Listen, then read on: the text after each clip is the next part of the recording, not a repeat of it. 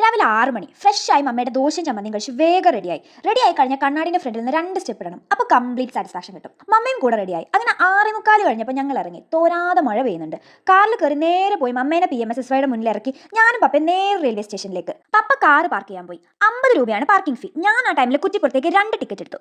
35 രൂപയാണ് ഒരാൾക്ക് ജനറൽ കമ്പാർട്ട്മെന്റിൽ നിരക്ക്. എന്നിട്ട് തേർഡ് പ്ലാറ്റ്ഫോമിൽ പോയി ട്രെയിനിന് വെയിറ്റ് ചെയ്തിരുന്നു. കുറേ നേരം ഞങ്ങൾ അങ്ങോട്ടും ഇങ്ങോട്ടും കോക്കി കാണിച്ചിരുന്നു. പിന്നെ ഞാൻ ഈ ക്ലാസ്സിലേക്കുള്ള ബുക്കൊക്കെ വായിച്ചു. അപ്പോഴേക്കും കോഴിക്കോട് സ്റ്റേഷൻ ട്രെയിൻ നമ്പർ 16607 കണ്ണൂരിൽ നിന്നും കോയമ്പത്തൂർ വരെ പോകുന്ന കോയമ്പത്തൂർ എക്സിക്യൂട്ടീവിനെ വെൽക്കം ചെയ്തു. ഇന്ന് 15 മിനിറ്റ് ലേറ്റ് ആണ് ട്രെയിൻ. വേഗം കയറി കിട്ടിയ സീറ്റിലിരുന്നു. ഫുള്ള് ജനറൽ കമ്പാർട്ട്മെന്റ് ആയിട്ടും തിരക്കുണ്ട്. എല്ലാ സീറ്റും ഫുള്ളാണ്. പിന്നെ ഇരുന്നുറങ്ങി.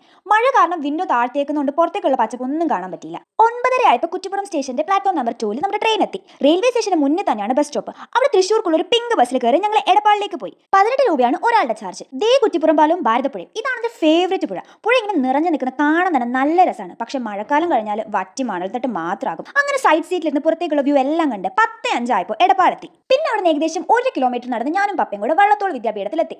ഇവിടെയാണ് ഞാൻ മോഹിനിയാട്ടത്തിന് 1 ഇയർ ഡിപ്ലോമ ചെയ്യുന്നത്. ഈ കോഴ്സിന്റെ ഡീറ്റെയിൽസും ശേഷം കാര്യങ്ങളും അറിയാൻ വേണ്ടി നെക്സ്റ്റ് പാർട്ടിന് വേണ്ടി വെയിറ്റ് ചെയ്യാം.